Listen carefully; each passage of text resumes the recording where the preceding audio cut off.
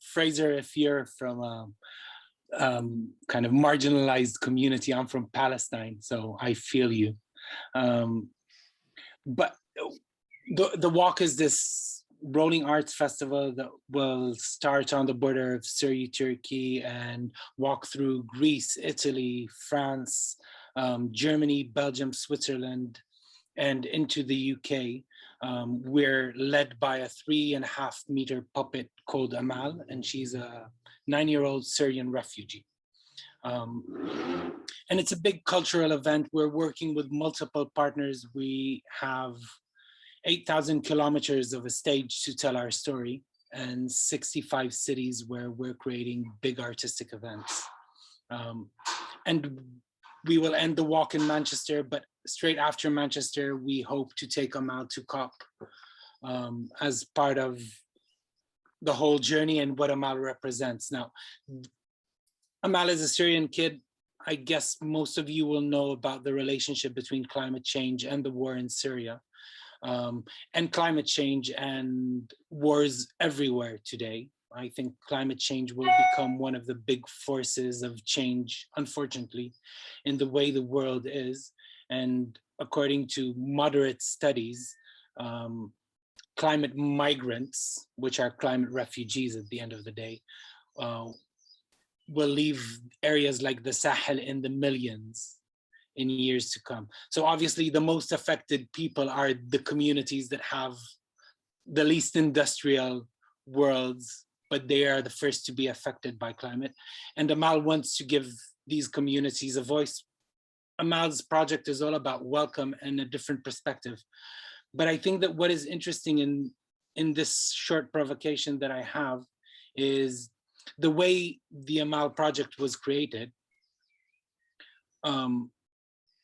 Was that we approached hundreds of partners with a very clear provocation, and the provocation was a positive one. And I think that's one of the shortcomings of the climate interaction, is that it's a doom and gloom scenario that leaves you very disabilitated or not empowered. The refugee crisis is a crisis. We wanted to talk about it as what is the potential inside this crisis for human compassion, for welcome, for engagement, for taking action. And the minute we shifted the way we talked about it, and I met hundreds of these really amazing cultural institutions across Europe, some of the biggest and most important cultural institutions, alongside grassroots organizations. And the premise was, a 9-year-old girl is coming to your city. How would you want to welcome her? How would you want to be active in a positive way? Suddenly we started harvesting unbelievable creativity and unbelievable generosity. Today we have a network of more than 270 cultural partners from Syria to Manchester that are a corridor of goodwill, if you like, of shared humanity. And I think that approaching climate subjects in this matter is very empowering. You know, obviously there's a lot to say about what Fraser started talking about, what I feel as a Palestinian, that we're not part of the climate debate at all, because we're struggling different struggles right now. But getting our voices is important because we also have a different set of experiences. And I think that these are basically the two provocations I have. Is one, if we think of climate change as a call to action that is positive, that is empowering, we will get different people involved in the debate about climate change and not the usual suspects.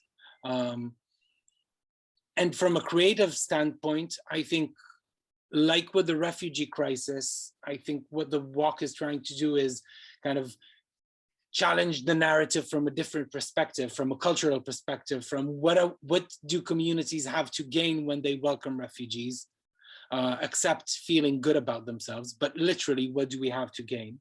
I think that the minute we think that way about climate, we will find different solutions, we will find different thought patterns. And when we listen to other experiences, we'll also find different solutions and different thought patterns, and different aesthetics as well. And that's also important in the debate today. Thank you so much, Amir. If you'd had the benefit of being able to join us earlier, you would have heard and felt various expressions of solidarity from this community that you see on screen. So thank you so much for closing the provocations in such a powerful way. And I really appreciate you taking the time to join us. Thank you for having me.